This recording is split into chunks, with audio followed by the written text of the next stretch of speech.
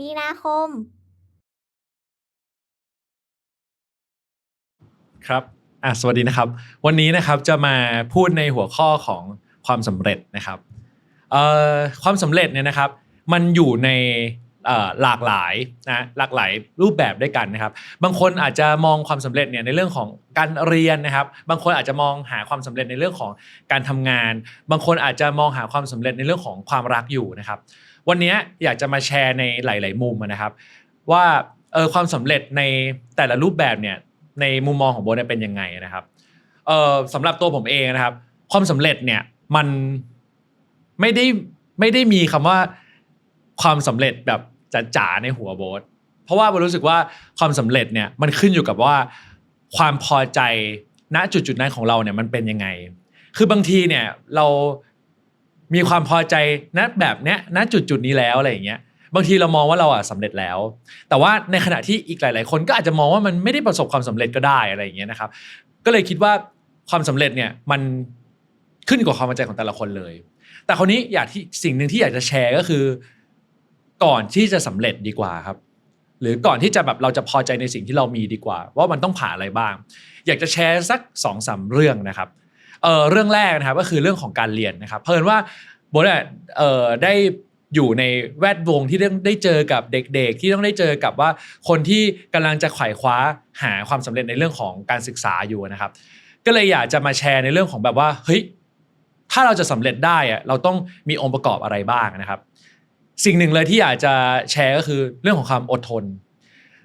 ปัจจุบันนี้นะครับโลกมันขึ้นไปเร็วมากนะครับหลายๆอย่างทุกๆอย่างมันแบบไปเร็วจนกระทั่งทุกคนอยากจะสำเร็จแต่ว่าทุกคนลืมไปหมดเลยว่าเฮ้ยกว่าที่จะสำเร็จได้เนี่ยมันจะต้องผ่านขั้นตอนอะไรมากมายหลายอย่างมากยกตัวอย่างเช่นสมมุติเราอยากจะสอบให้ได้อันดับ1ของคลาสหรือเราจะอยากได้เกรด A อะไรแบบนี้นะครับหลายคนอยากได้เลยแต่หลายคนลืมมองไปว่าเฮ้ยมันต้องอ่านหนังสือไม่ใช่เหรอวะมันต้องพยายามเข้าเรียนพยายามทำความเข้าใจมันขยันทบทวนอย่างสม่ำเสมอไม่ใช่เหรอวะมันถึงจุดนั้นได้แต่ทุกวันนี้ครับหลายคนก็จะพยายามมองหาได้ว่าเฮ้ยอยากได้ A เลยอยากประสบความสำเร็จเลยอยากเรียนเก่งเลยอะไรอย่างเงี้ยซึ่งมันมองได้แต่อยากจะให้คิดว่าเฮ้ยต้องพยายามทำด้วยนะครับอยากได้ไม่ผิดแต่ว่าสิ่งนี้ที่ต้องทำด้วยก็คือเนี่ยเราต้องมีความอดทนมีความพยายามเราถึงจะก้าวไปถึงจุดนั้นคราวนี้พอพูดถึงเรื่องของการเรียนเนี่ยบางทีมันจะรู้สึกอาจจะยังไม่ได้แบบว่าลึกซึ้งมากนักตอนผมทำงานเนี่ยผมถึงได้รู้สึกเลยว่าไอ้คำนี้สำคัญมากเพราะว่าหลายๆคนที่มองเข้ามาเนี่ยก็จะแบบพยายามมองว่าเฮ้ยเห็นบทมีนู่นมีนี่แล้วรู้สึกแบบเฮ้ยทำไมแบบว่าซื้อนู่นซื้อนี่ได้ให้แสดงว่าประสบความสำเร็จแล้วนี่หว่าอะไรอย่างเงี้ยคือเนี่ยมันคือโลกของสมัยเนี้ยครับที่เราส่วนใหญ่เราจะมองแค่สิ่งของภายนอกหรือมองแค่สิ่งที่คนนั้นคนนี้มีอะไรแบบนี้ครับแต่ว่าเราส่วนใหญ่เราไม่ค่อยมองเส้นทางของคนคนนั้นสักเท่าไหร่เราไม่ค่อยได้มองความยากลำบากหรือว่าความเหนื่อยล้าหรือว่าสิ่งที่เป็นอุปสรรคต่างๆของเขาสักเท่าไหร่นะครับก็เลยอยากจะบอกว่าเฮ้ยความสำเร็จหรือว่าสิ่งต่างๆที่เราเห็นทุกๆคนที่เราคิดว่าเขาเป็นไอดอลของเราหรือเราคิดว่าคนคนนั้นประสบความสำเร็จแล้วเนี่ยอยากจะบอกว่าบางทีเราอยากจะให้ไปเรียนรู้สิ่งที่ตั้งแต่เขาเริ่มต้นเลยอยากจะให้ไปเรียนรู้